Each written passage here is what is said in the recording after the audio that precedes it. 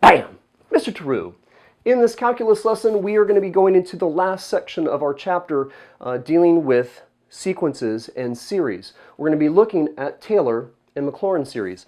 There's going to be a lot in this lesson, lots of notes, definitions, lots of examples. You're going to find timestamps in the description to jump ahead to any particular point of the lesson you would like to view, or you can just check out the whole thing.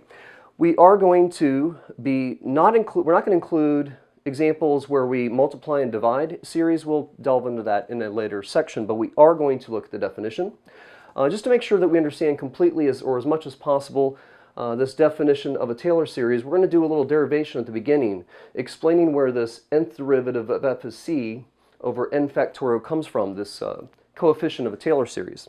We're going to be looking at determining whether the Taylor series that we come up with to represent a given function, will it converge back to the original function from which we derived it? See, basically a Taylor and Maclaurin series at a given value of c may be able to represent multiple functions. So, we'll come up maybe possibly with a Taylor series that represents a given function, but it may not, again, converge right back to that original function for all values of x. It might be able to actually represent other functions as well, but we'll show how to determine whether a Taylor-Maclaurin series converges back to the function from which it was derived for all values of x through our notes. We're going to, and how you do that. So we're going to have an example where we use the definition of a Taylor series to find a Taylor series centered at c, representing the natural log of x at a center of 1. We're going to find the radius of conversion and finally the interval of convergence by testing the endpoints of that from that radius and center.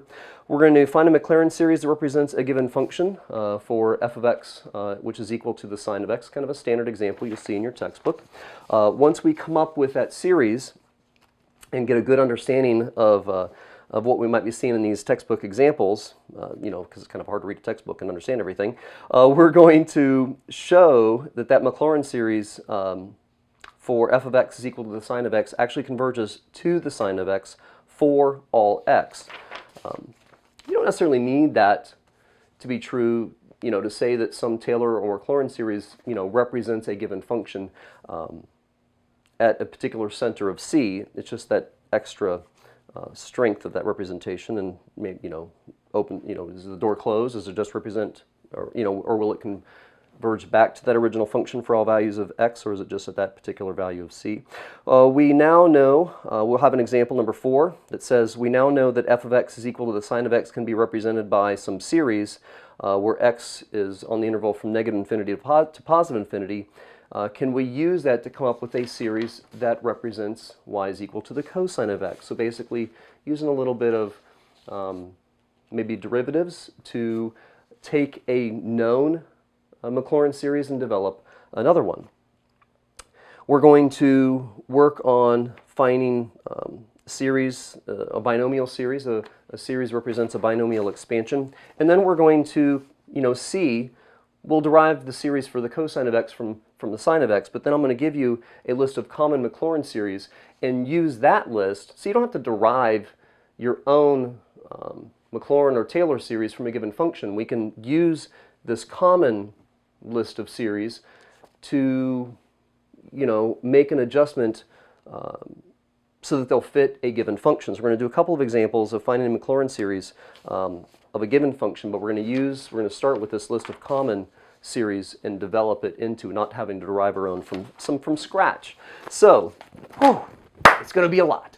So our definition of a Taylor series: if a function f has derivatives of all orders at some x value of x equals c, the center, if you will, then the series where we have sigma starting where n, the sigma or this summation where n starts at 0 goes to infinity of the nth derivative of f at c over n factorial times x minus c to the nth power is equal to f of c plus f prime of c times x minus c to the first power over 1 factorial plus the second derivative of f of c times x minus c to the second power over the 2 factorial plus dot dot dot. Getting to this nth term of our Taylor series, we have the nth derivative of f of c over n factorial times x minus c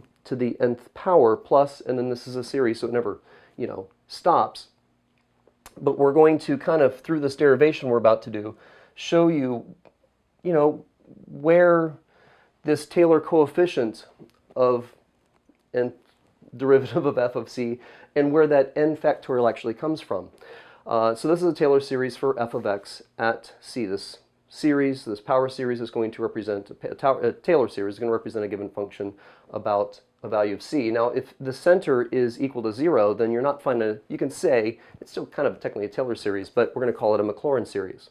So for every, ta-da, get rid of my pitcha, for every convergent power series, if f is represented by a power series, f of x is equal to the summation of a sub n times x minus c to the n power, where x, for all x in an open interval I that contains c, that center around we're going to find these series, then a sub n is equal to the, again, I've said it a number of times now, nth derivative of f of c over n factorial, and f of x is equal to, and this is just that expansion that I showed you in the definition.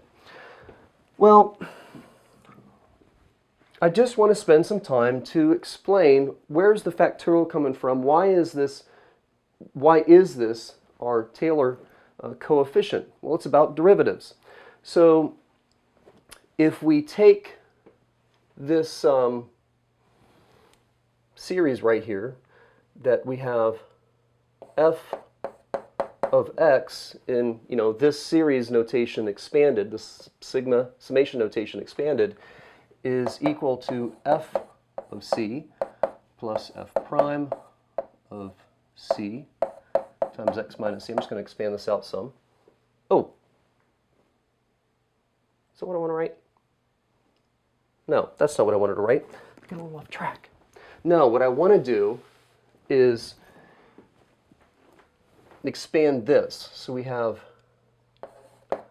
f of x is equal to our summation, where n starts at 0, goes to infinity, of a sub n times x minus c to the n. Now what happens as we let n start at 0 and 1, 2, 3, and so on? So as we start this, expanding this summation notation with n equals 0, we have a sub 0 times x minus c to the n power. Okay, anything n power is, or 0 power is 1. So now we let n equal 1, and we have a sub 1. There's x minus c to the first power. Let n equal 2. Let n equal 3. And let's just expand, let this continue on until we get to our nth term and beyond. With a little plus dot dot dot there, showing that yes, indeed, this, what is rattling? Okay, I don't know if you could hear it or not, but letting that go on forever because it's a series, it never stops. Now if we start looking at, this f to the nth derivative, well, let's take a first, second, third derivative and so on and see if we can't see what, develop that pattern, see what that pattern is that's showing up. So we have f prime of x. Well, the first derivative, the derivative of a constant, we're finding the first derivative. The derivative of a constant is equal to, 0. And then we have 1 times a sub 1, x minus c to the, oh, wait a minute, that's to the 0 power. So our x minus c factor, we're not going to need that. Bring down the 2. Bring down the 3. Each time reducing those powers, of course, by 1. Bring down the n. Of course, let that keep going. Now, as we take the second derivative,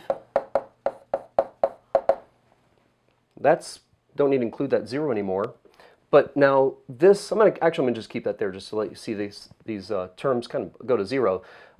This is still going to be 0. The derivative of a constant is equal to 0. And bring down the power, reduce it by 1. That's going to be x minus c to the 0 power. So we just have 2a squared, 2 times a to the second. And here we've got 3 times 2 to the first now. Well, now we have n times n minus 1. And the third derivative. Another constant, another derivative, which is 0. Bring down the 1, we have 3 times 2 times 1. I'm not going to have an x minus c anymore because it's going to be to the 0 power. We got n minus 1, we got n minus 2. Okay, I think we have enough here to see what's going on. These terms, constant 0, a sub n, a sub 1 times x minus c to the first power, well, that x minus c goes away, that's a constant, that goes to 0. A to the second, a sub 2, excuse me, times x minus c to the second, the 2 comes down, then the 1 comes down, and then ultimately we have another constant, boom, ends up as you continue this process of finding more and more derivatives, goes to 0. We have a power of 3, now we have 3 times a sub 3, x minus c to the second, bring the 2 down, bring the 1 down, we see that 3, 2, 1, very familiar pattern. But we're going to have that x minus c factor cancel out, and ultimately when we take the derivative again, that's going to go to 0. And we have n, n minus 1, n minus 2. Yeah, so if we keep going and go, well, what is f, the nth derivative of f going to look like? Well, these are all really just going away and continuing to go away until we get to this nth term here. And we're going to have 0 plus 0 plus 0 plus 0, eventually getting to n, n minus 1, n minus 2. That is a factorial notation that's just going to go down to, you know, dot, dot, dot, 3, 2, 1. So this is just going to be an n factorial notation. And since we're talking about the nth derivative now, we have a first derivative, now we have n minus 1, second derivative, n minus 2, third derivative, n minus 3, nth derivative is n minus n. But that doesn't stop here. It's, you know, it's a series. We're expanding this series notation, and the upper limit is infinity. So there's going to be more terms to the right. You know, whatever, whatever, whatever. And, well, really, I'm writing this, but this n minus n is 0. So when you look at the nth derivative of f of x, that nth term is not going to have a factor of x minus c. But now, you know, the terms beyond that will, so plus, dot, dot, dot, plus, there's going to be some, you know, there's going to be every term after this n factorial times a sub n is going to have some factor of x minus c, you know, and it's going to be n minus, you know, something. Because we can just, once you go, oh, this is the nth derivative, well, what about the nth plus 1 derivative? But this Taylor coefficient says the nth derivative of f of c. Well, so when we have this expansion and we go, well, what's the nth derivative of f at c? Well, that first term is just n factorial times a sub n, and every term after that is going to have some factor of x minus c to the n minus something. But when you let x be equal to c, we want to find the derivatives of these derivatives all need to be centered at some value of c. So we have c minus c, which is equal to 0. So every term beyond n factorial a sub n is going to be equal to 0 when you start looking for the nth derivative of f at c. Well, there you go. We solved this for a sub n, and you have your Taylor coefficient. You know, I need this. I love teaching, but I'm not like some crazy math whiz. I need a little bit of this, and I used to skip this stuff when I was in college, and all I cared about was, you know, I just want the grade. I just want to answer a test question right. But now as a teacher, when I get those questions from my students, I need some kind of basis of my answers. And whenever possible, I try and do a little derivation. I'm not great at proofs, but to help kids understand where is all this notation and the symbolism coming from in your definitions. And I thought you might like to know where that a sub n term or coefficient, Taylor coefficient, comes from. We got some notes before we get to our first example. Those notes are coming up right now.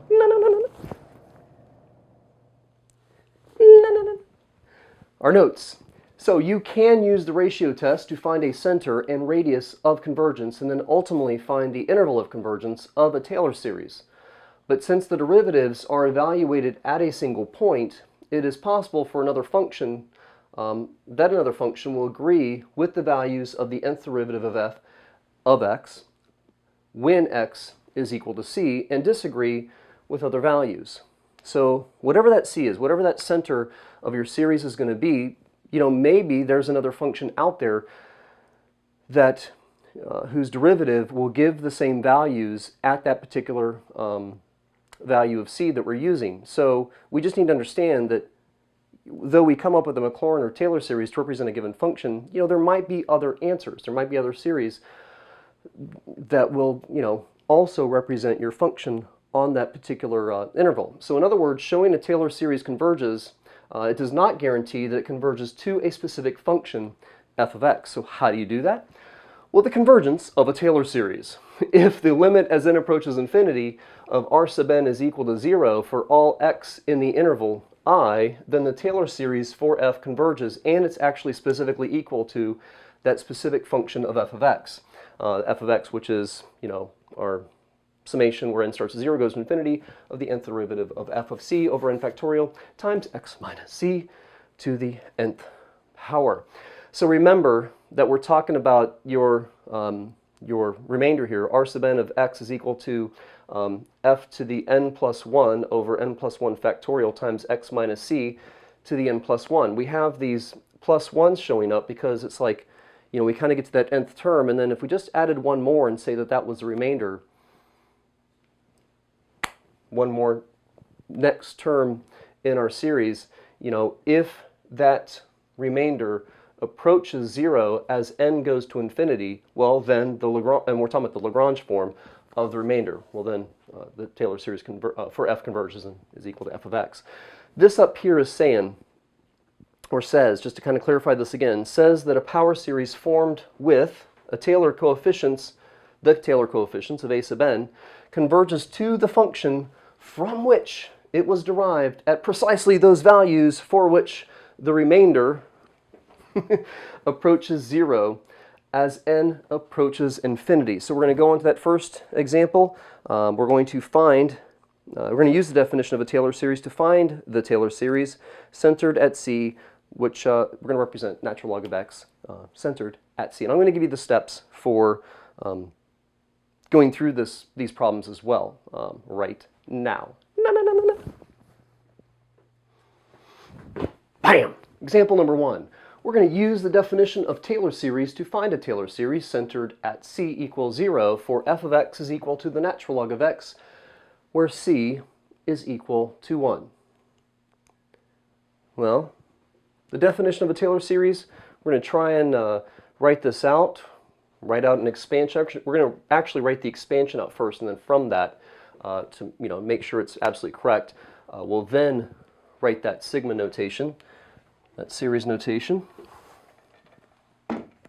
And the steps we're going to do is this. We're going to take multiple derivatives until you can see a pattern for the nth derivative of f of x and the nth derivative of f of c, so that we can use it in that Taylor coefficient we just went over.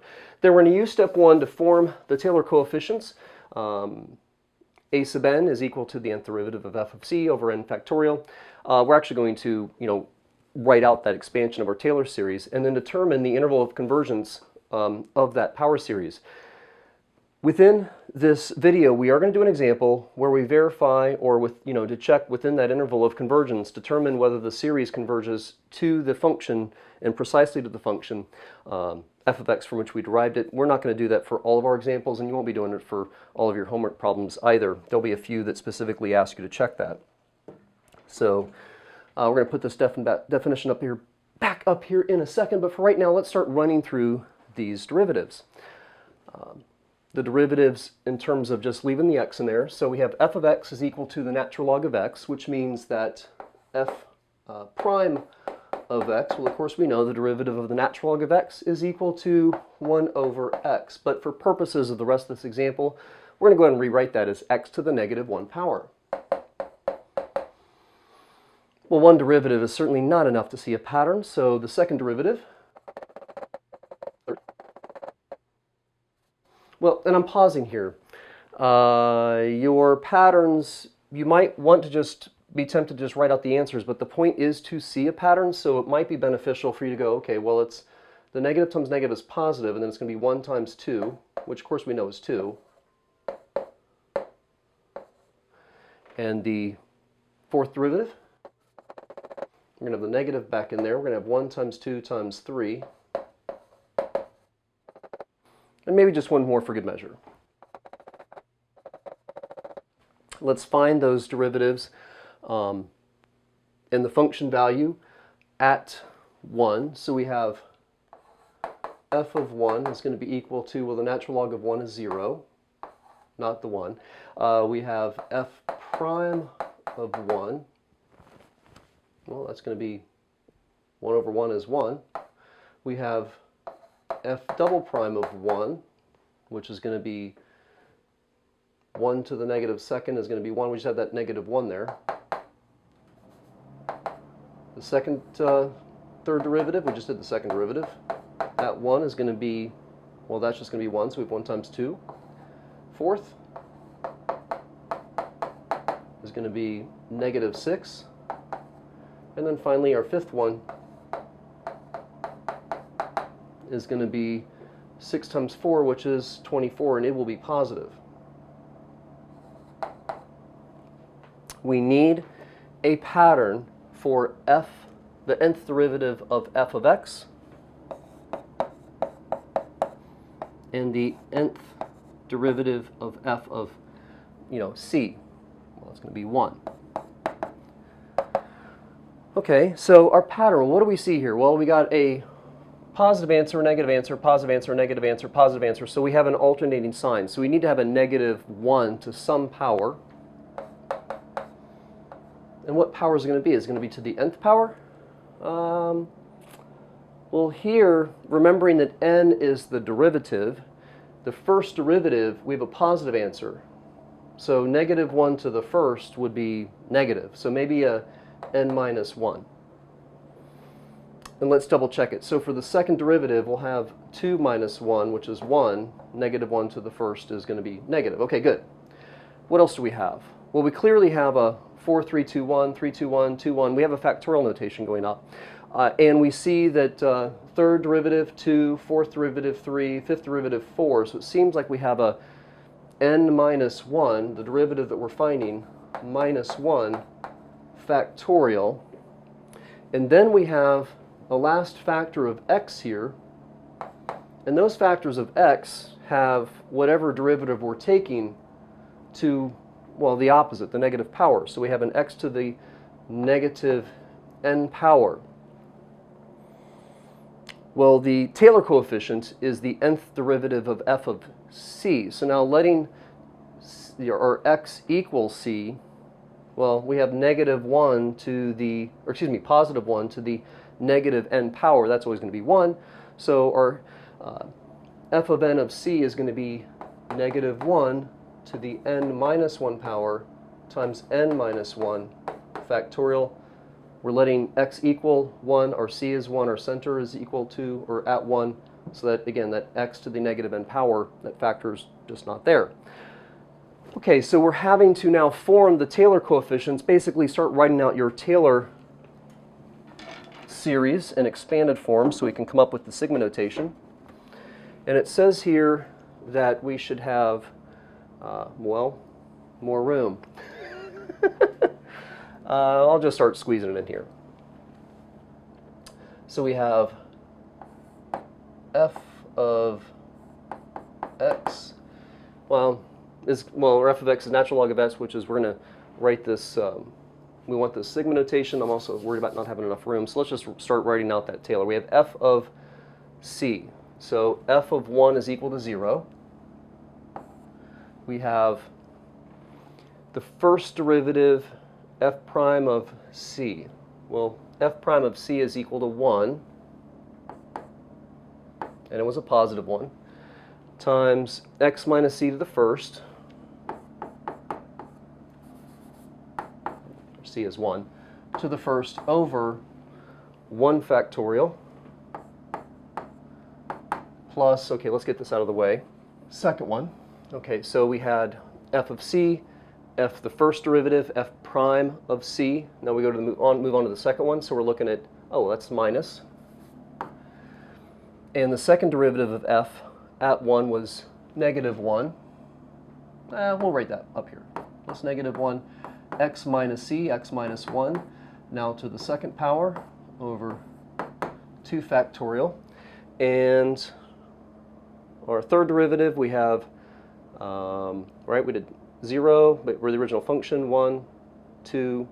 Okay, so for the third, we have a positive 2, x minus c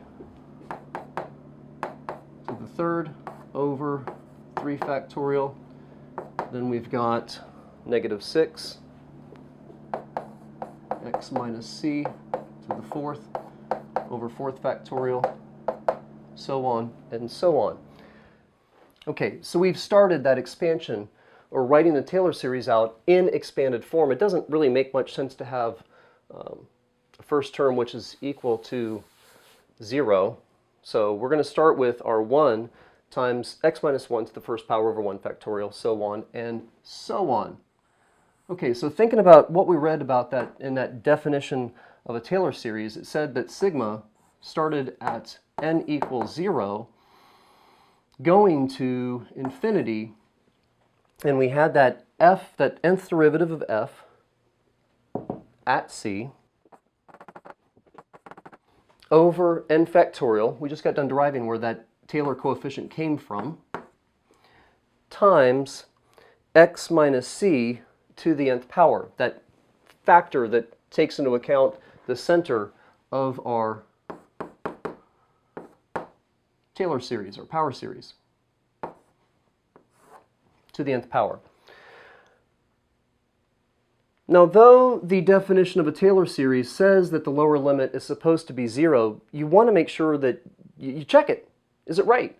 If you let n equal 0, well, we're going to have negative 1 to the 0 minus 1. Well, that seems to be okay, but then you go 0 minus 1 factorial times, and we know what c is, it's 1, times x minus 1 to the nth power over n factorial, which is 0.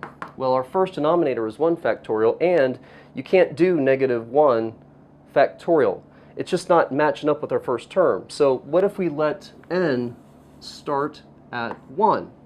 Well, when you do that, we have negative 1 to the 1 minus 1, which is going to be 0, which is going to be anything to 0 power is 1, and our first term is positive, so we do want that negative 1 to go away.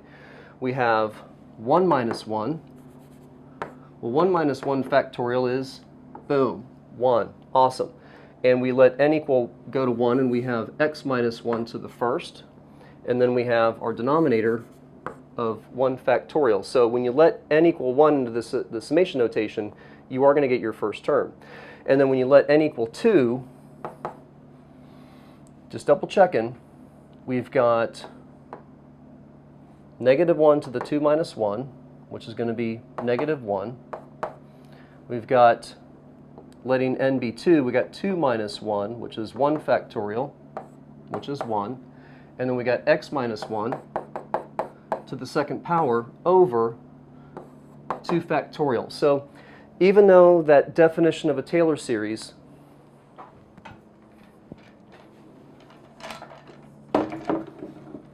says that sigma starts with a lower limit of n equals 0, when you find that pattern for f of the nth derivative of f at x and the nth derivative of f at c, you may not get that. You're going to do the expansion and then write the sigma notation. Now, if you absolutely want to have, and we should just go ahead and match that definition exactly,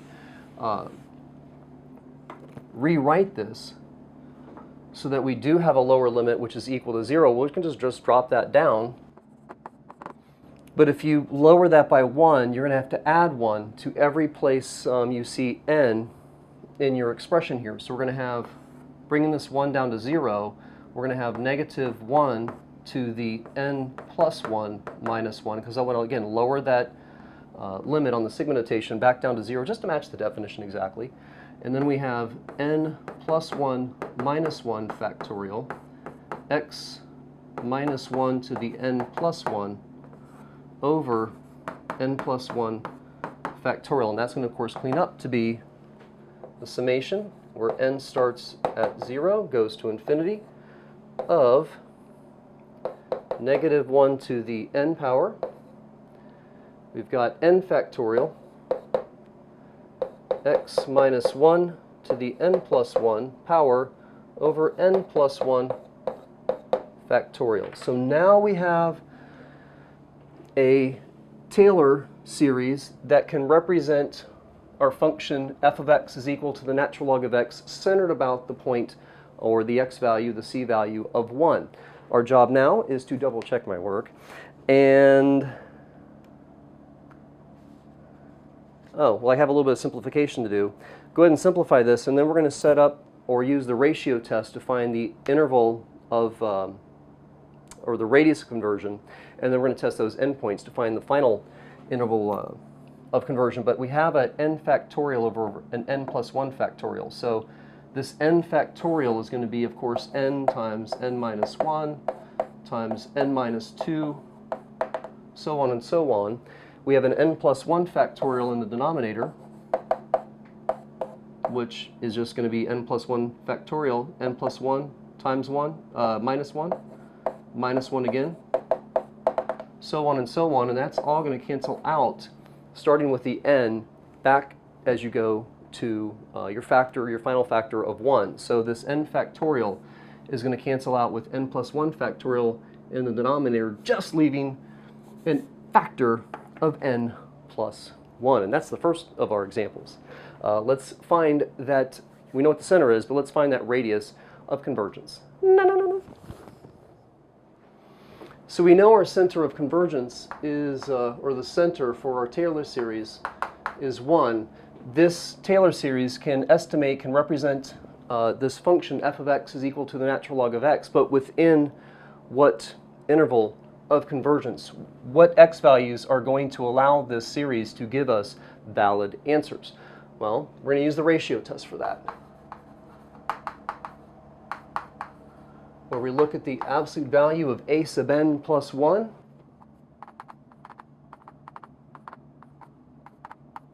and divide it by a sub n. But instead of it, just for space and time, instead of writing this and dividing it by a sub n, I'm going to go ahead and just take that division of a sub n and multiply by the reciprocal. Okay, so what's going to cancel out here?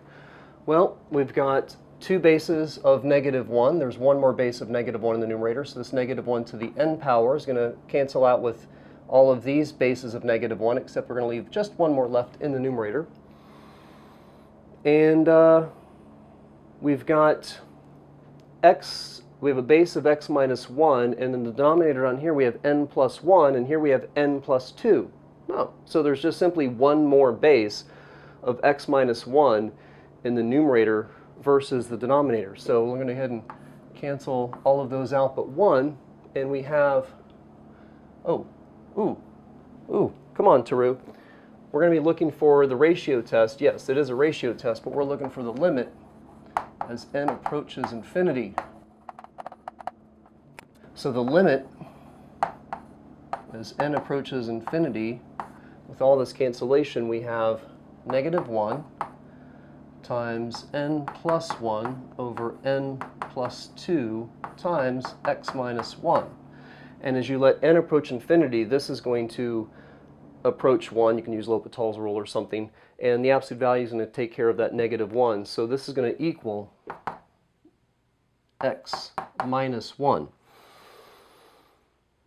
Now, nice thing, of course, about the ratio test for finding the interval of convergence, that the ratio test will not show that a series converges unless your ratio is less than 1. So the absolute value of this has to remain less than 1. So we're looking at x minus 1 is going, and of course we can see here that we have our, our center, our C, 1. We already knew that's how we set this up. Our radius of conversion is 1. So we have x minus 1 is less than 1 and greater than negative 1. Add everything by 1. And we have x has to remain between 2 and 0. So it might be the interval of convergence, it might not be, but we don't have a final answer for our interval of convergence until we check the endpoints. But so far we know that the natural log of x can be represented by our Taylor series, again centered about c equals 1, as long as x is between 0 and 2. Now let's check those endpoints and validate our final answer for the interval of convergence.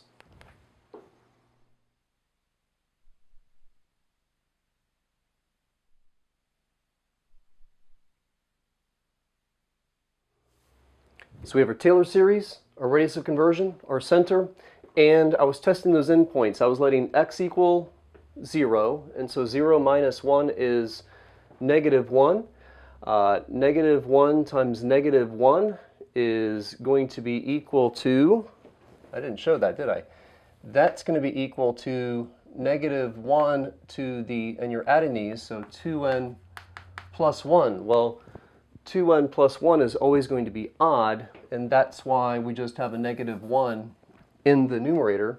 And if you we've already, hopefully you're comfortable with this, so I just said the limit comparison test with this, you can bring that negative 1 out front if you want and compare it with the summation of 1 over n, will show that this series diverges when x is equal to 0.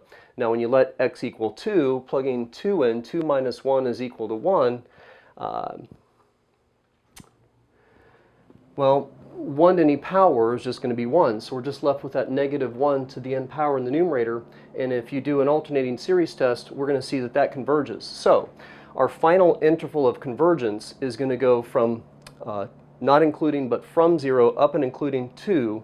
That means that on that interval, f of x is equal to the natural log of x can be represented by this Taylor series on that interval.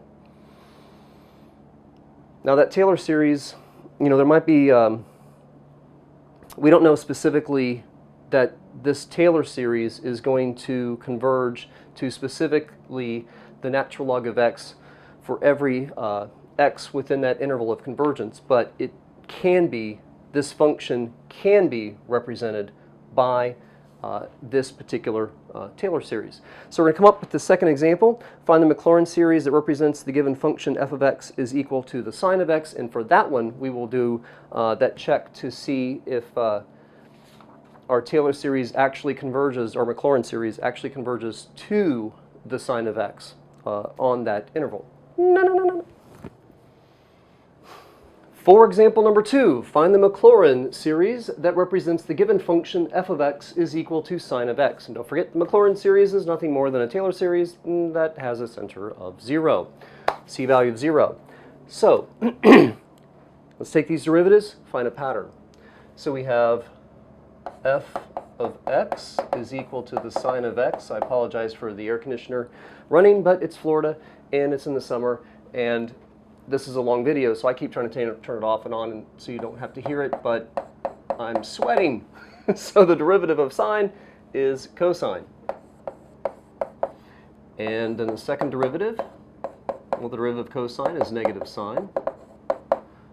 Third derivative, derivative of sine is cosine. Fourth derivative, derivative of cosine is negative sine, so we're right back to sine. So this is going to continue on and on and on. For this definition of a Taylor series in the expansion, right, we need f of c, f prime of c, so on and so on. So f of 0, well, the sine of 0 is 0. F of 1, f prime of 1. Okay, why am I saying 1? That was a previous question.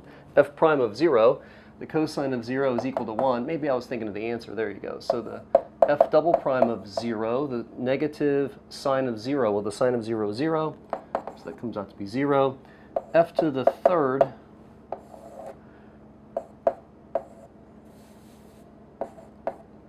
the third derivative of f of 0, cosine of 0 is 1, now it's negative 1, and the fourth derivative at 0 is going to be 0 again. And this is really why I wanted to do this example with you.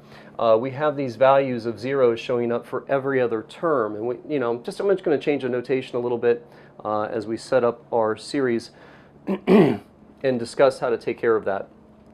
So f, the nth derivative of f of x, well, that's going to be plus or minus sine of x, or f, the nth derivative of f of x is equal to plus or minus cosine of x, which means that our pattern for the nth derivative of f at 0 is going to be plus or minus 1. I mean, it can be 0 too, but we're talking about coefficients, and so when you have a coefficient of 0, that term's just going to cancel out. So really, we're looking at the plus or minus 1.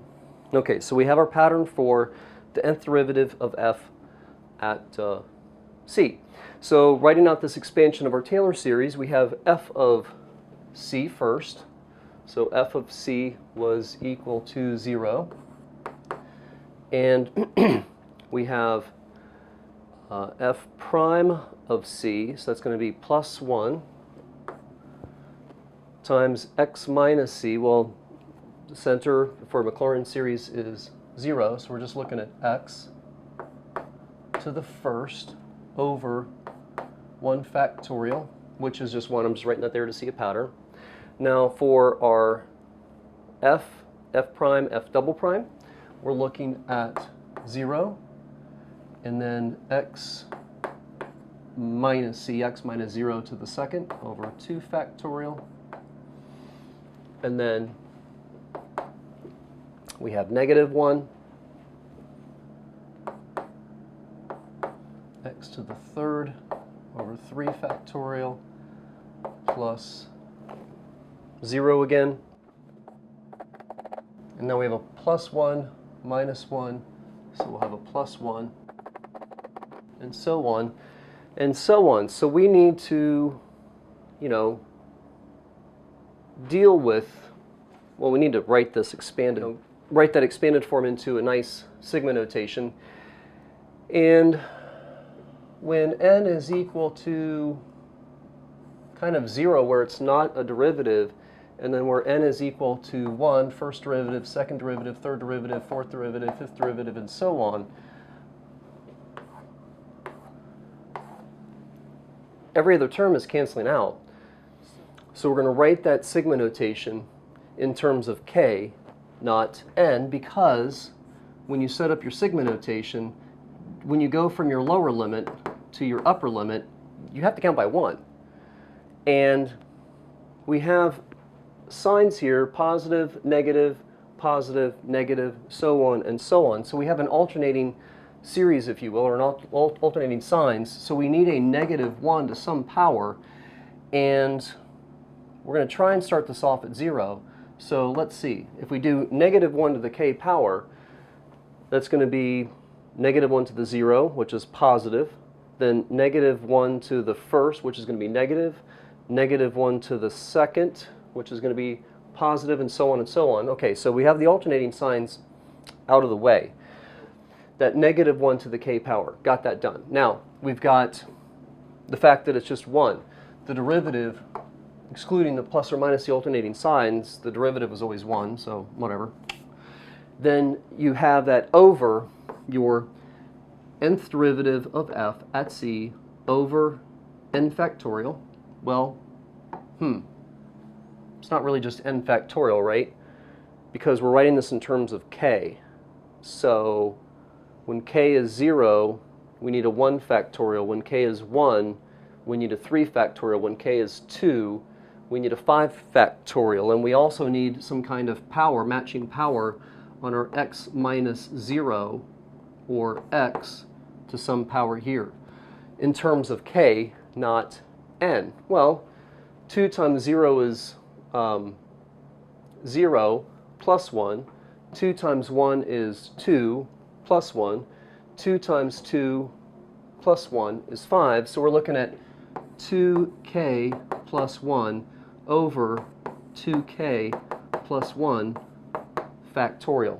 So this is going to be our Taylor or Maclaurin series that can represent the sign of x on some interval. But now we need to start working on, now that we have some sigma notation here, we need to work on that, finding the interval of convergence, and we're going to do that with a ratio test. So setting up that ratio test, we're going to have the limit as k approaches infinity of a sub k plus 1 divided by a sub k. So we're going to have negative 1 to the k plus 1 times x to the 2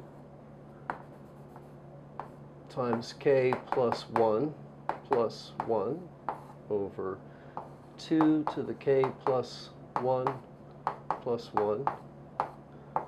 factorial divided by a sub k. Cleaning this up and multiplying by the reciprocal.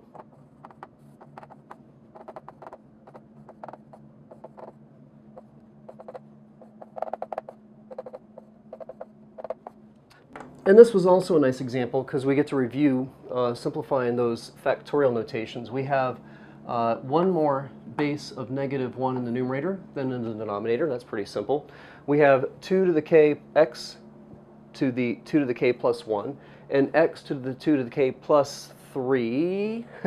So there's 2 more bases of x in the numerator than the denominator. So we're going to have an x squared. Now that factorial notation, your 2k plus 3 factorial, hopefully you're pretty good with this already, but this is going to be 2 to the k plus 3, take away 1, 2 to the k plus 2, take away 1, 2 to the k plus 1. Oh, you see that match? Well, factorial notation, we're going to keep counting down until we get to 1. We're going to keep counting down until we get to 1. So I'm going to go ahead and stop this.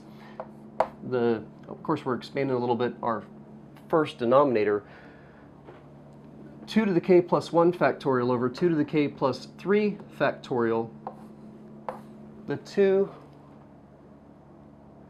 not 2 to the k, 2 times k plus 1. My apologies for all the misspeaking today in this video, but that 2k plus 1 factorial is going to cancel out, and we have a simplified version of our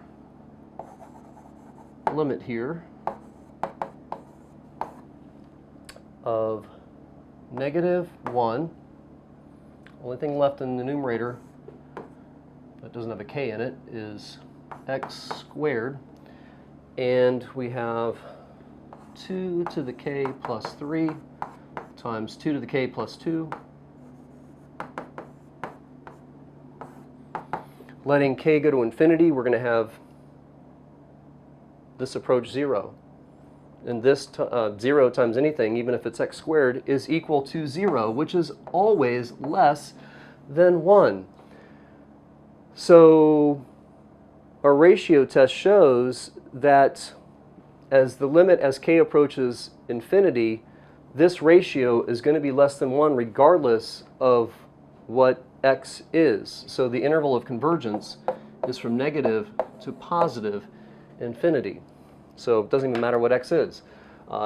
This Maclaurin series will always represent, or can represent, f of x is equal to the sine of x regardless of what x is on the interval of negative to positive infinity. And of course, now that we're happy with that, we can go and write this in terms of n if you want. I just changed from n to k so that we can have some counting value that doesn't skip a whole bunch of numbers. Now our next question, we're going to show that this Maclaurin series for f of x equals the sine of x converges to the sine of x for all x, because our interval of convergence goes from negative to positive infinity.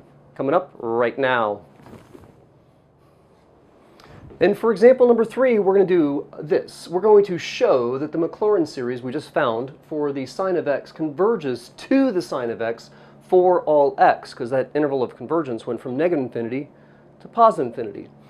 And what we're going to do is remember that if we want to prove that this series converges to the function from which we derived it for all values of x within our interval of convergence, we need to show that the limit as n approaches infinity of our remainder is equal to 0. So let's talk about that remainder again and go back to and review a little bit of Taylor polynomials.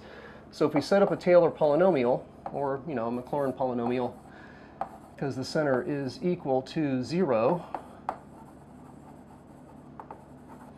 we have creating our first term, let n equal 0. That's going to be negative 1 to the 0 power is 1.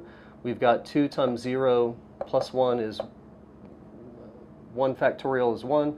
And we have x to the first power. Now we're going to look at n equals 1. Well, that's going to be a negative, because negative 1 to the first power. 2 times 1 plus 1 is 3, so we'll have minus x to the third. And again, we'll have that over the same thing, 3 factorial. N equals 2, that'll be negative 1 to the second power, so it'll be plus x to the fifth, because 2 times 2 is 4 plus 1, of course, over 5 factorial, and then minus x to the seventh over 7 factorial, plus x to the ninth. Or I mean, I could just keep going, or I can just do this, dot, dot, dot, plus the nth term, which is going to be negative 1 to the n times x to the 2n plus 1 over 2n plus 1 factorial. And I'm going to stop. I'm not going to put a plus dot, dot, dot, because it's not a series, it's a Taylor polynomial. I mean, this series can be used to approximate values of the sine of x around its center and within your interval of convergence. And so you can just use a couple of terms and stop and say, well, it's approximately sine of, say, 0.1 is approximately this with a bit of a remainder. Now, if we just add on that remainder and then show that the limit as n approaches infinity for r sub n is equal to 0, then this series converges to specifically the function from which it was derived for all x's within its interval of convergence. Okay, so remainder. Well, the Lagrange form of the remainder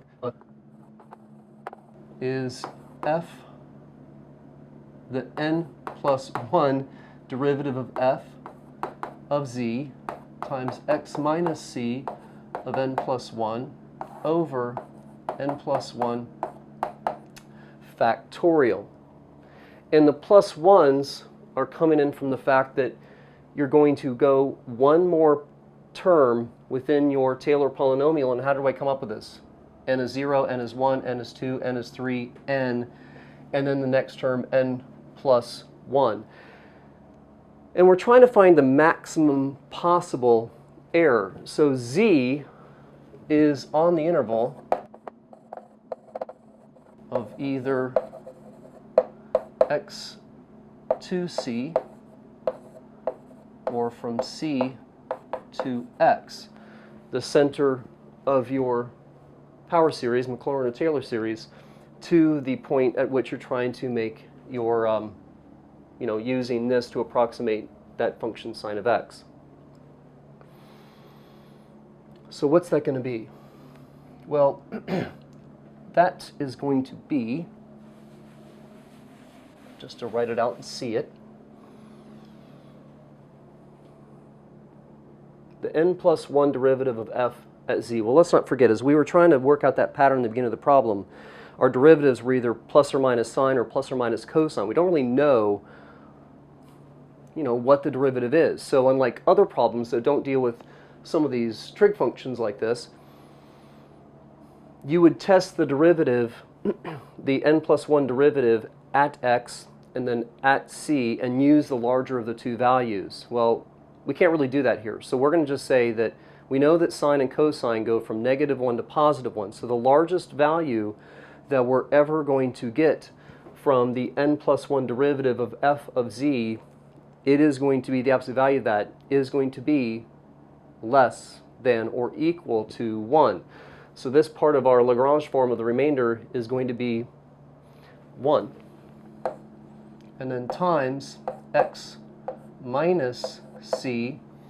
And I know this says n plus 1 power, but it isn't really n plus 1, it's 2n plus 1. So putting in an n plus 1 here, we're going to get 2n plus 3.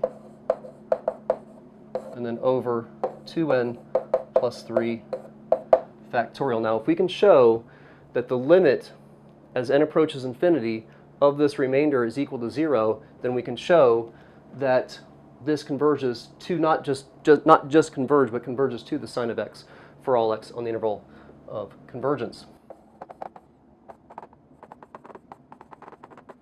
Now, we did this in a previous lesson where we showed that factorials will grow faster than exponential functions. So as n goes to infinity, this denominator is going to grow faster. And I have a minus c in here, but our center for this series, of course, is 0. It's a Maclaurin series. So as you let n go to infinity, that denominator is going to grow faster. This is going to approach 0. So since, and I want to make sure I didn't miss anything in my notes. Yeah, we talked earlier about how in an earlier video that the limit as n approaches infinity of k to the n over n factorial was equal to 0. That was in a 9.1 lesson. I'll put a link to it in the description. For any k, in this case for any x. So since that limit is equal to 0, then for all x, the Maclaurin series will converge to the sine of x for all x. Next example coming up right now. So for example number 4, we now know that f of x equals sine of x can be represented by that Maclaurin series, where x is from negative infinity to positive infinity. Expanded that a little bit, we're going to find a Maclaurin series that represents f of x is equal to the cosine of x. Well, a couple of sections ago, we learned how to take derivatives and integrals of power series. So f prime of x, the derivative of f of x, the derivative of sine is cosine.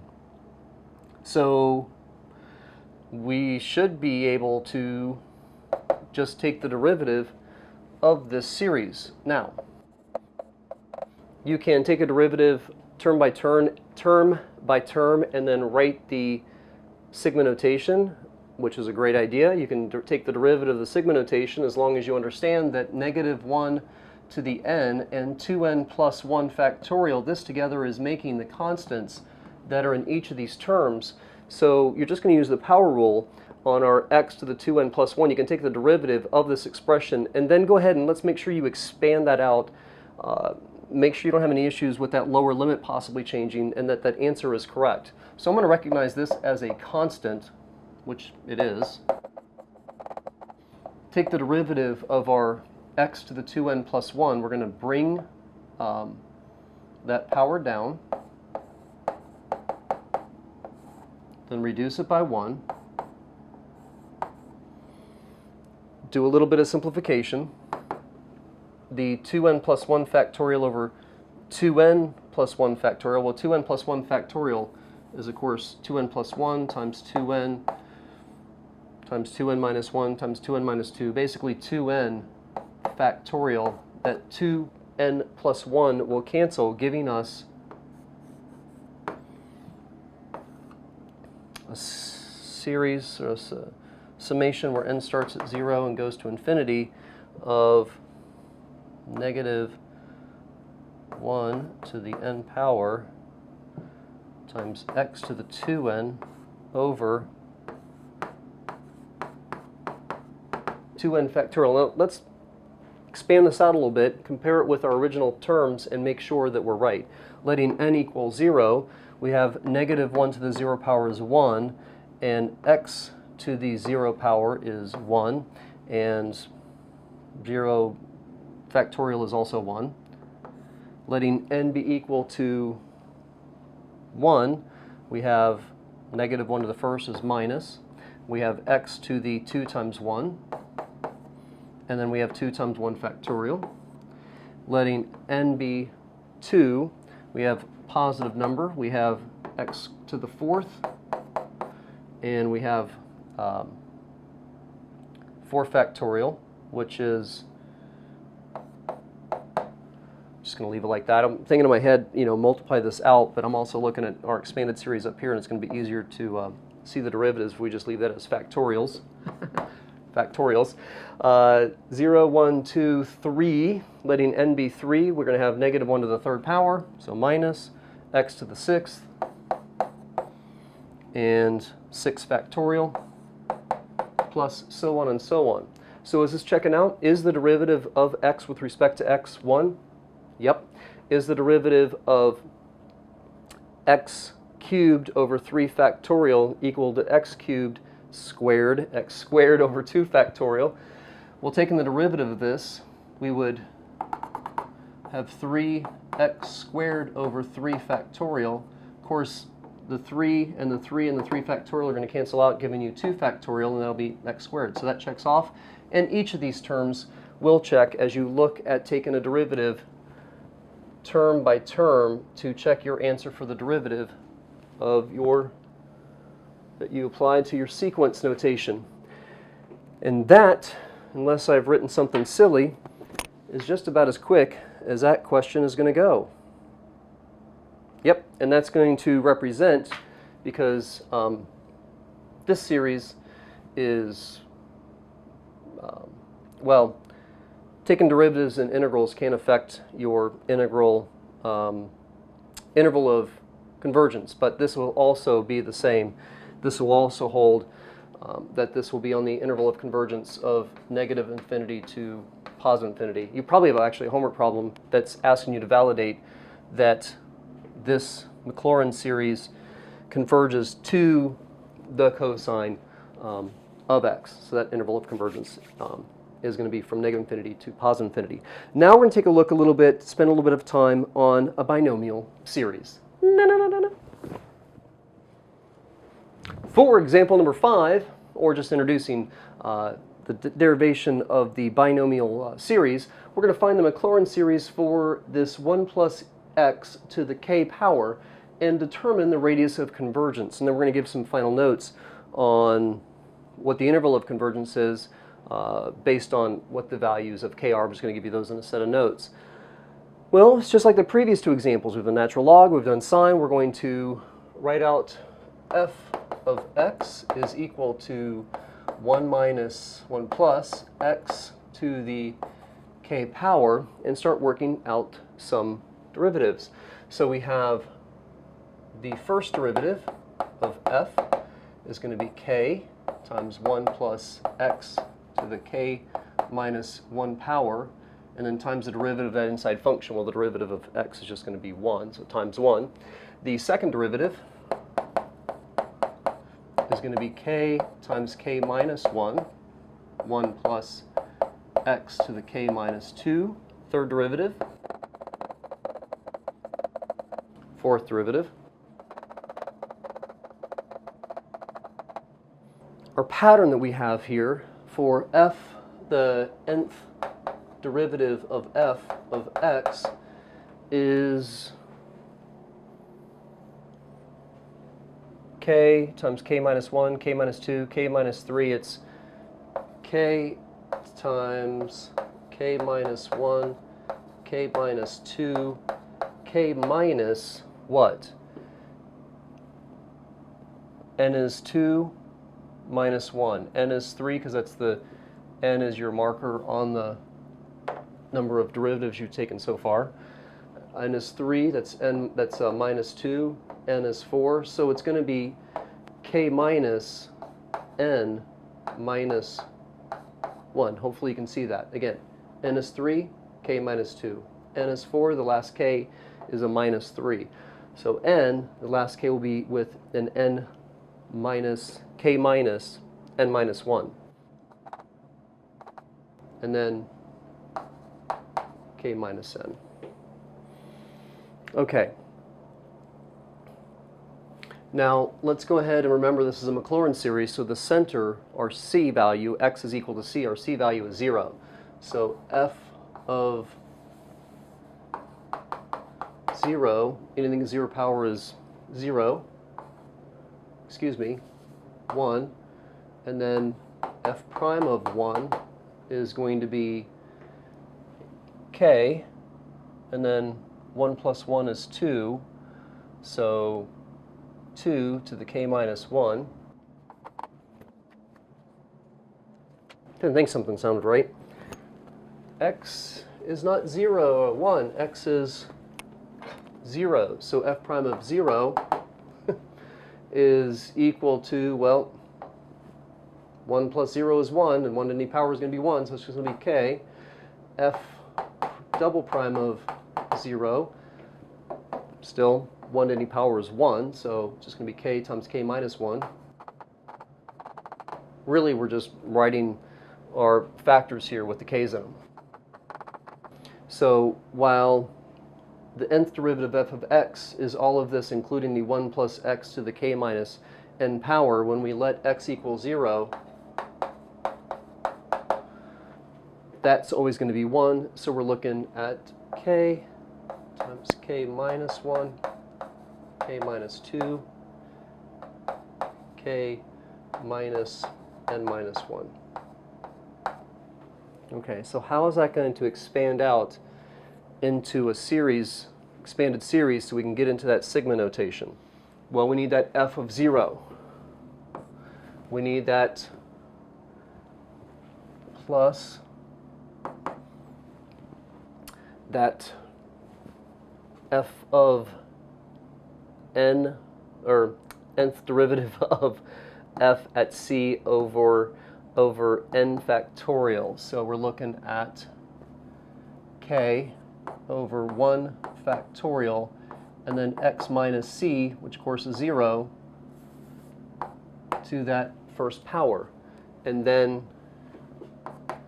k times k plus 1 minus 1. That's the function, first derivative, second derivative.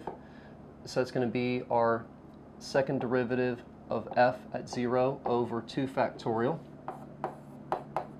and then x squared, and then k minus 1, k minus 2 over 3 factorial, so on and so on.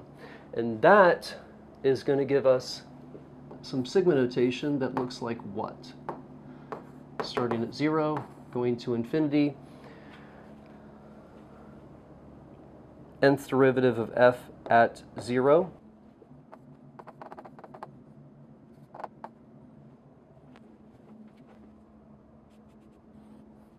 forgot my dots in there,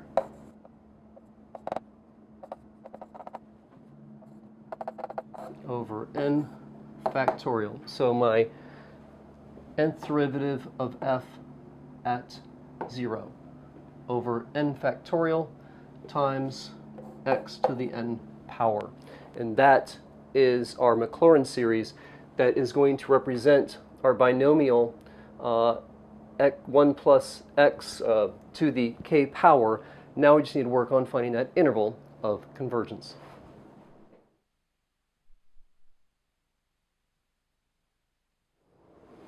So I've set up my ratio test here. Did a little bit of scribble here as well, that we have the limit as n approaches infinity of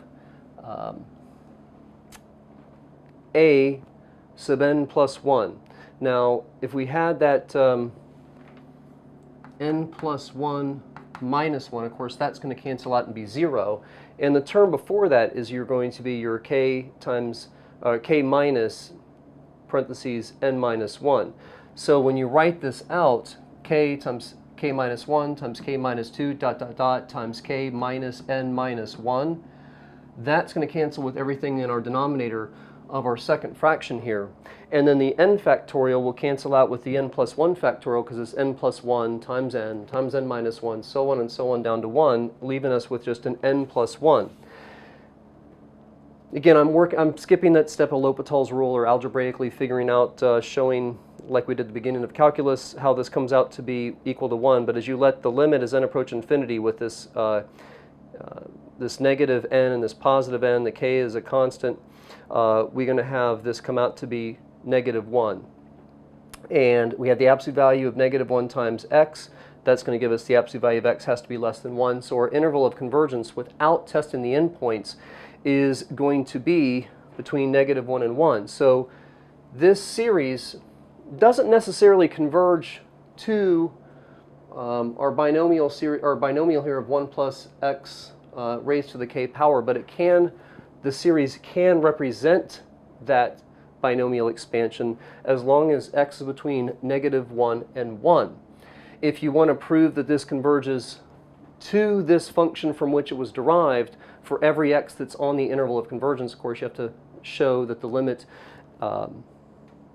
as n approaches infinity for the remainder is equal to 0. Now, what about those endpoints? Well, your book may or may not include this, but the convergence at the endpoints. If your k is between 0 and negative 1, then your lower endpoint of negative 1 will not be included in your interval of convergence, and your 1 will be included. And if k is greater than or equal to 0, then your interval of convergence is from negative 1 to 1 closed. Both endpoints, the series will be convergent at both of those endpoints, not just the upper one. Otherwise, if neither one of these conditions are met, then your interval of convergence is from negative 1 to positive 1.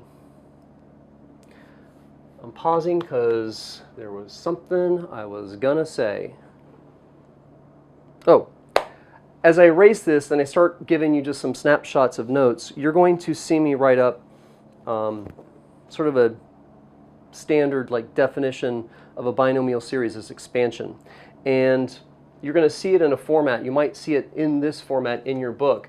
This k times k minus 1 times k minus 2 dot dot k minus n minus 1 all over n factorial. This all is actually creating that Pascal's triangle. Do you remember doing binomial expansions, expanding binomials in pre-calculus? You had that, I'm going to write it up here, but you had that notation where all of this is going to get replaced. Now I'm thinking of the notation that's in my pre-calculus book, so I'm going to make sure I've used this correctly. This is all going to get replaced with k over n, that notation for numbers of combinations, which is equal to k factorial over n factorial times k minus n factorial, which is, with your calculator, going to be k with the capital C, r more than likely, or in this case, excuse me, n. My head's wrapped around the symbols my pre-calc book uses. And you can kind of see this k factorial over n factorial times k minus n factorial in each of these expansions. You've got that 1, 2, 3, that n factorial, but our factorial notation is not going all the way back to 1, right?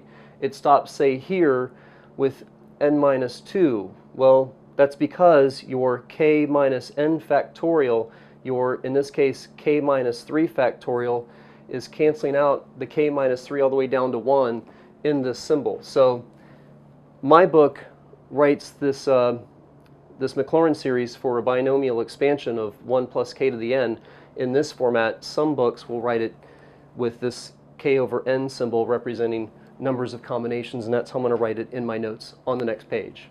Bam! So in summary, which is really cool, we just derived 2 or 3, 4 of the common Maclaurin series I'm about to give you in a list on our own. It's a good bit of work, but it's really cool that we can do it. If k is any real number and the absolute value of x is less than 1, then our expansion of 1 plus x to the k power is a cleaned up version of the Maclaurin series we just came up with, we just derived on our own, and here it is in expanded form, it's the same. If k is any positive integer, like it would have been in pre-calculus, then when n is greater than k, the series is going to terminate and reduce to the binomial theorem from pre-calculus. I'm not going to show you, I'm not going to look at that math to watch it break down, but that's really cool. Like, we're in Calculus 2 and we're still basically kind of deriving some of the easier work and theorems that we used in pre-calculus. Now on the next page, I'm going to write that long list of common Maclaurin series.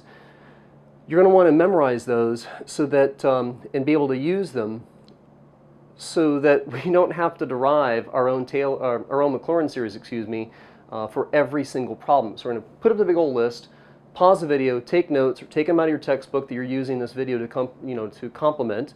We'll do 2 last examples where we create a Maclaurin series for a given function without having to derive it on our own. We're just going to use this common list of series.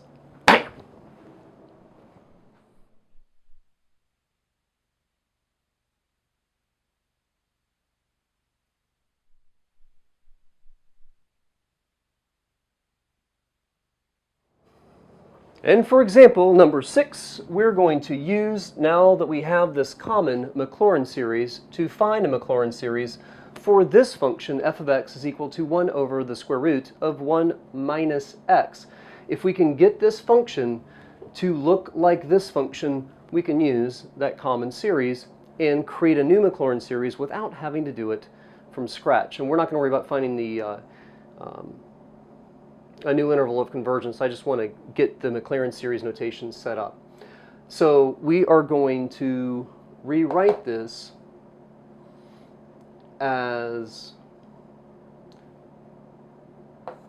1 minus x to the negative 1/2 power. That's almost a match to this series, but we don't have a 1 minus, we have a 1 plus x, so we're just going to write 1 plus negative x to the negative 1/2 power. Simple enough. And now what we're going to do is we're going to identify or write this common series out, but everywhere that there is an x, we're going to write a negative x, and everywhere that there is a k, we're going to write a negative 1/2.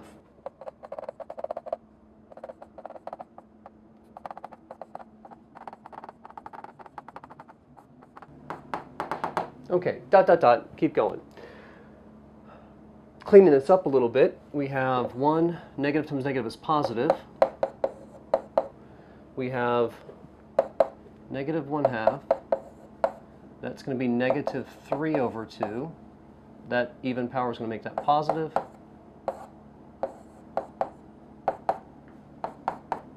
Negative 1/2, negative 3/2, negative 5/2.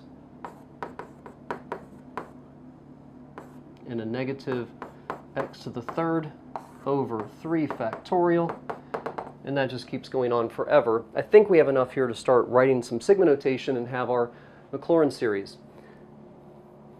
Once we clean it up a little bit more, now we have a negative times a negative. I'm going to pull this multiplication out in front of this fraction and show this multiplication times this fraction of x squared over 2 factorial, and that is going to give us 1 plus 1/2.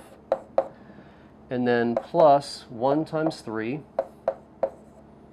times x squared, because the 2 negatives cancel out, And if you pull these out front and show it as a multiplication to the fraction, we're going to have that as 2 times 2 times 2 factorial plus negative, negative, negative, negative. It's going to be positive. We have 1 times 3 times 5 and an x cubed, pulling these three out, these multiplication of these three fractions out, and showing this multiplication of these three fractions times this fraction is going to put the three twos in the denominator. Okay. Now I see a lot of repetitions of 2's, maybe a pattern there, the factorials, the x squares. I could probably come something up, some sigma notation that comes up maybe with a lower counting index starting at n equals 0. But I'm going to just let that 1 sit out front and have 1 plus sigma. Let's start n at 1, go to infinity because we're coming up with a Maclaurin series, and start analyzing this. Now notice too, I didn't write 4 and 8. I don't want to hide the pattern that's in these terms to allow me to write the sigma notation. We have, let's see, if we let this lower index start at 1, then we're starting with the second term. We're looking to make 1 into this term, a 2 into this term, 3 help us, that counting index of 3 create this term, and n equals 1, there's 1, 2 in the denominator. N equals 2, there's 2 of them. N equals 3, there's 3 of them. So it looks like the denominator, we have a factor of 2 to the n. We also have no factorial in the denominator, but here's a 2 factorial, a 3 factorial, a 4 factorial. So yeah, we have a 2 to the n and an n factorial. Now in the numerator, we have a 1, a 3, a 5. It's almost factorial notation, but it's not. So we can write this: 1 times 3 times 5 times ... Where are you stopping? Well, you're stopping at a 1, 2 times 1 minus 1, 3, 2 times 2 minus 1, a 5, 3 times 2, or 2 times 3 minus 1. You're multiplying from 1, 3, 5, just using those odd numbers until you get to 2n minus 1. And now that, and I'm not going to use a explanation symbol of factorial notation because we're not counting down by 1 until we get to 1. We're actually counting down by 2. But then we have an x to the first, x to the second, x to the third, so it looks like we have x to the n. And this is going to be our Maclaurin series that represents this function, and we did not have to derive it on our own. And yeah, it's way simpler than deriving it from scratch. Let's take a look at finally our last example. It's the last example, and the sky is dark because I was editing this long math video together and realized I did not have the mic on for this short last part, this last example in our video. So let's do this again. We're going to find the Maclaurin series for f of x is equal to the sine of 2x. Well, let's take our known common Maclaurin series and just simply take the x out and replace it with 2x. No real need for that parentheses there because the fraction bar acts as a grouping symbol. And it looks like, oh, yeah, you do, because you're going to have the 2x in there.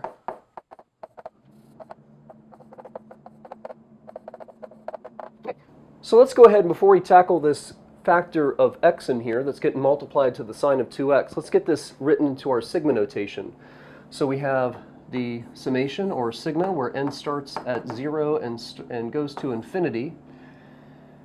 Well, first of all, we have plus minus, plus minus, plus minus. We have those alternating signs on the term, so we need a -1 to the sum power, and if we use n, -1 to the 0, -1 to the first, -1 to the second, so on and so on. So that's going to help make our signs match up. We're trying to take our counting index values of n, which is 0, 1, 2, 3, and 4, and make them into powers and factorials, and that's going to be a 2 times n plus 1. So we've got our factor of 2x being then raised to the 2 to the n plus 1 power over 2n plus 1 factorial. Now let's go ahead and bring in the x. So we have x, if this is the sine of 2x, then we have x times the sine of 2x is going to be x times this series. And if I were to expand this out, as you see up here, if I'd left it in parentheses and then distribute, which we could have done, and then taken the x and multiplied it through each of these terms, it would just repeat it, the factor of x would just be repeatedly multiplied. So I can bring this in here and say that we've got the summation where n starts at 0 and goes to infinity and beyond. I haven't said that once this video. To the negative 1, 2x to the 2n plus 1 times x over 2n plus 1 factorial. Now, if that isn't quite the format that you see in the back of the book as you try and check your answers, well, it's probably because we've given the factor of 2 that power of 2n plus 1. The x of that, just using power-to-power property, basically, given the power of 2n plus 1, and then multiplying those like bases, it's going to look like this.